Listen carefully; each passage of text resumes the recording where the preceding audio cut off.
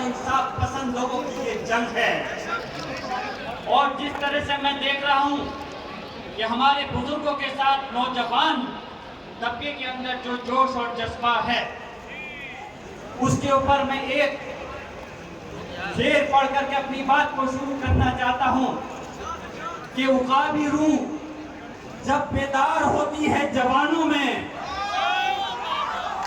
उकाबी रूह जब बेदार होती है जवानों में, नजर आती है उनको अपनी मंजिल आसमानों में। नहीं तेरा नशेमन कसरे शाही की गुंबद पर, तू शाही है बसेरा कर पहाड़ों की चट्टानों पर।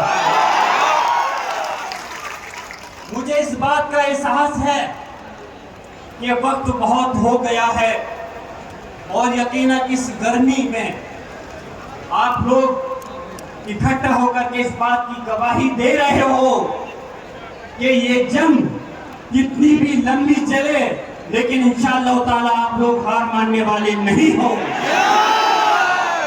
और कैसे हार मान लें, मैं पूछना चाहता हूं, ये जमीन वक्फ की जो हमारे बाबा और अजदाद ने हमारी कौम के लिए नहीं, सिर्फ इस मुल्क की फलाह बहबूदी के लिए दान की थी। ये सरकार के द्वारा दी हुई भीख नहीं है, ये हमारे अपने बुजुर्गों के द्वारा अल्लाह के नाम पे दी गई जगह है। और इसकी हिफाजत इंशाअल्लाह ताला आखिरी वक्त तक हम लोग करेंगे,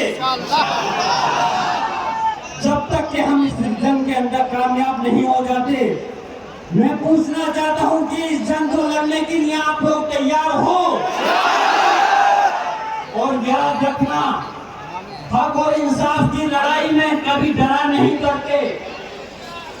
ये आपका नौजवान साथी, आपका भाई ज़ियाउर रहमान भट्ट, जिसने अपने दादा मोहतरम शफीकुर रहमान भट्ट साहब से, जिन्होंने उत्तर प्रदेश की विधानसभा पार्लियामेंट के अंदर अपने मजहब और अपनी कौम और गरीब लोगों की आवाज को उठाने में कभी कोई परहेज नहीं किया।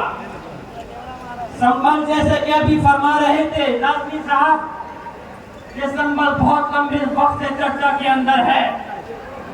और चर्चा इसलिए है कि संभल के अंदर वक्फ कानून आने से पहले ही हमारी मस्जिद को टारगेट कर लिया गया।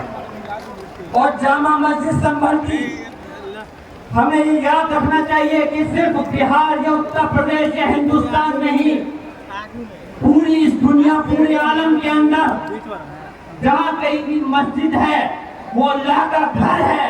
और इंशाअल्लाह ताला उसकी हिफाजत करना आपकी और हमारी जिम्मेदारी है।